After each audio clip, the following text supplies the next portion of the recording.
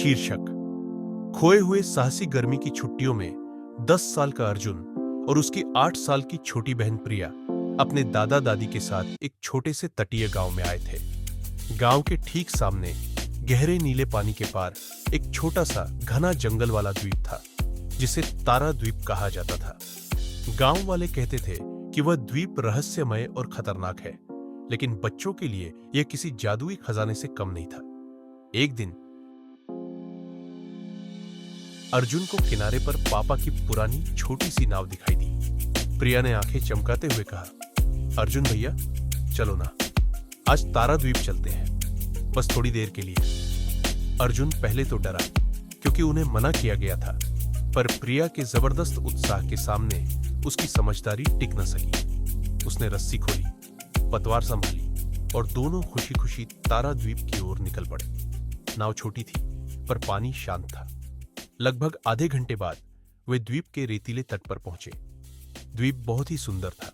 चारों ओर हरे भरे पेड़, रंग बिरंगे फूल और पक्षियों की चहचहाहट थी। वे दोनों मस्ती में उछलते कूदते, शंख और सीपियाओं बटोरते हुए जंगल के अंदर चले गए। उन्हें लगा जैसे वे किसी परी कथा की दुनिया में आ गए हों। समय का पता ही नहीं चला। जब अर्जुन ने आसमान की ओर देखा तो सूरज लाल होकर डूबने लगा था। प्रिया, बहुत देर हो गई, हमें वापस जाना होगा। अर्जुन घबराया, लेकिन जब वे वापस लौटने लगे तो उन्हें पता चला कि हर पेड़ और हर रास्ता एक जैसा दिख रहा था। उन्होंने कई बार कोशिश की, पर वे घूम फिर कर उसी जगह पर लौट आते थे। हम रास्ता भटक गए हैं।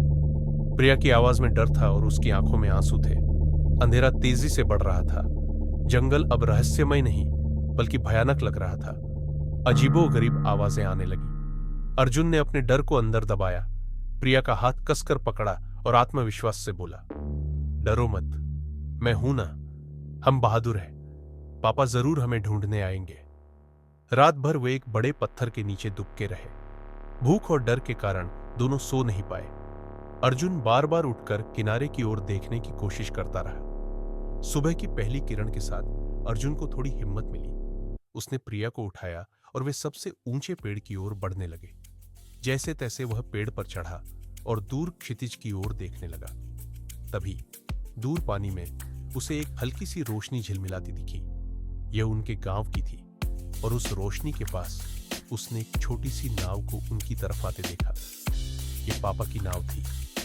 अर्जुन ने अपनी पूरी ताकत से चिल्लाना शुरू किया। कुछ ही देर में उनके पापा और एक चाचा उन्हें ढूंढते हुए किनारे पर पहुंचे।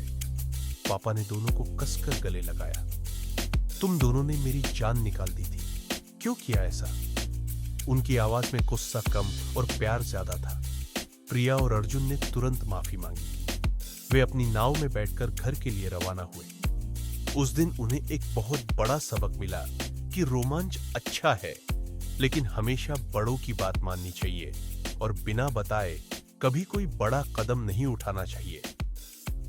तारा द्वीप अब भी रहस्यमय था, पर अब वे जानते थे कि वहां अकेले जाने का मतलब खो जाना भी हो सकता है।